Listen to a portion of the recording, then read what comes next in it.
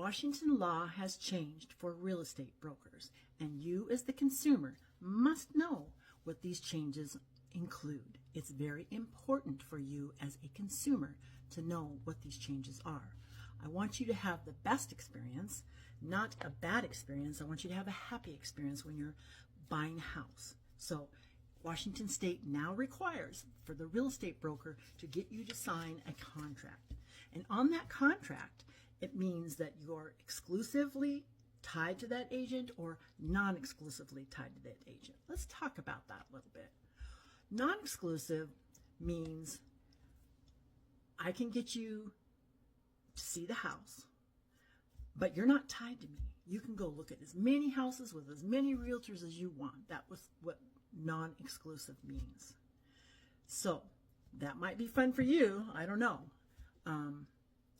Then there's exclusive, and which means when you are tied to a real estate broker in the state of Washington for a exclusive relationship, means that you're tied to a contract, tied that you will either be responsible to pay that buyer's agent if you have an exclusive contract, or B, you will ask your realtor to negotiate with the seller so they won't have to pay.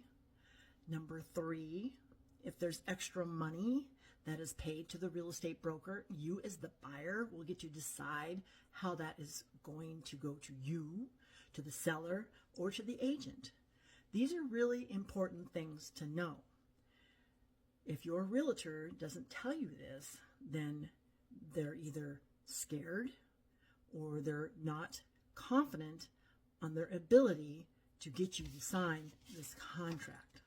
I had one realtor tell me, all what I'm going to do is I'm going to walk in the door and say, if you don't sign this contract, I can't help you. That is a nightmare for realtors. We cannot do that. That is what got us into this position. Now we got to get out of this position. So I'm going to work really hard on trying to get consumers to know exactly what we are looking at when it comes to buying and selling a home. So, State of Washington, remember, requires that you as a real estate broker must get your buyer to sign a contract. And there are terms on this contract that must be discussed with your client. You can't just arbitrarily say, sign here, we can go see the house. Okay, now let's go. That will make it worse for the realtors in the future, and it will make consumers mad because they're going to run into a realtor that will do the right thing, sit them down and say, hey, this is the contract, this is what it says, this is what it means.